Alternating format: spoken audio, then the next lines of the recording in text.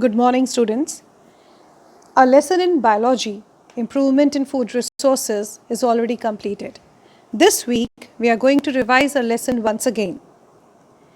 We are talking about food, what is food, and from where do we get the food? What is the need for food? Food provides us with important nutrients, carbohydrates, proteins, fats, minerals, and vitamins. We need food for our overall growth and development. The food resources, the resources from where we get the food are from the animals and the plants. That is, we talk about animal husbandry and agriculture. In agriculture and animal husbandry, we talk about the need for sustainable practices. Means, even when the population is growing, we need to improve our food resources to provide food to the increasing number of people. We need to be careful about our environment. We need to follow those practices in agriculture and animal husbandry which will sustain the environment while improving the resources or the food that we obtain from the cattle, from the different animals as well as from the fields. We are going to talk about agriculture first. Crops are those plants which are grown on the large scale. According to the seasons, crops can be divided into kharif crops and rabi crops.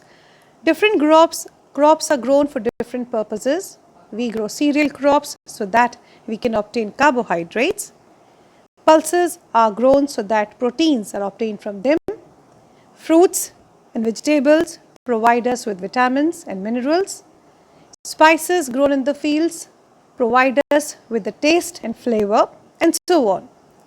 The major groups of activities for improving crop yields are crop variety improvement, crop production improvement, crop protection improvement. We are going to first discuss crop variety improvement. Crop variety improvement means the improvement in the variety of the crop, that is, to improve the quality of the seed, which can be done through hybridization and second, genetic modification. The reason why we want more good quality of seeds or the factors for which the crop variety is done are high yield, improved quality, biotic and abiotic resistance, change in maturity duration, wider adaptability, and desirable agronomic characteristics. Crop production management involves nutrition or nutrient management, which involves putting fertilizers and manures in the field. Manures are organic, whereas fertilizers are inorganic substances. The next is providing water to the plants which are growing in the field, that is irrigation through different means like tanks, river lift system, canals, etc. Cropping patterns involve different ways of growing crops in the field, which may include mixed cropping, intercropping, or crop rotation. After the crop has grown in the fields, we need to protect our crops from the weeds, insect pests and diseases which affect the yield or the output of the crops. The control measures or the ways by which the following things, weeds, insect pests and diseases, can be controlled are mechanical measures, chemical measures and preventive measures. Mechanical measures include using khurpa or the manual methods. Chemical methods involve the use of chemicals like weedicides, pesticides, etc. And preventive methods include methods like different cropping patterns, proper seedbed preparation, etc., which can prevent the growth of the weeds, insect pests, or the diseases in the plants. And then, after the crop has been harvested, the crop need or the grains need to be stored properly. The characteristics of the different the warehouses should depend upon a number of reasons. We want the seeds to germinate properly.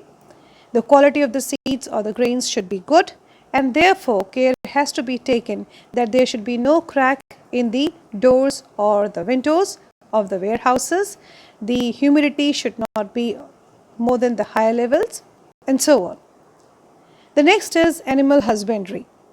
It involves Number 1, cattle farming. Cattle farming is done mainly for two purposes: for providing milk.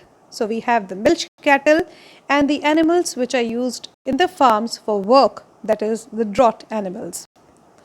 The milk giving cattle, the amount of milk given by these cattle depends upon the lactation period. The different breeds of the cattle, the foreign breed and the Indian breed, we have Jersey in the foreign breed and indigenous Indian or local breed, example is Sahiwal. Foreign breed of cattle gives more amount of milk or has got a longer lactation period, whereas it is not very resistant to diseases. Indian breed is resistant to diseases. It can adapt to different changes in the climatic conditions, but it does not give good amount of milk or it does not have good lactation period. Next is poultry farming. Poultry farming is done mainly for two reasons. One, to obtain eggs, and second, to get meat from the birds. The birds which are laying the eggs are called layers, whereas broilers they give the meat. Here also we have the foreign breed and the Indian breed.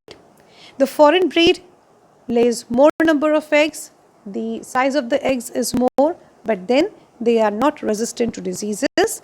Indian breeds lays less number of eggs, the eggs are small in size, but they are resistant to diseases. So a cross breeding is done between the two types, foreign and the Indian breed, for the following traits in the resulting chick: number and quality of chicks, dwarf broiler parent for commercial chick production, summer adaptation capacity, low maintenance requirement, reduction in the size of the egg laying parent, that is the layers.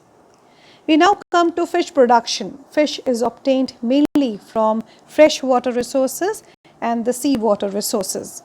Marine fisheries, we can obtain the fish from the seawater either by capturing the fish, that is using the fishing nets, eco sounders.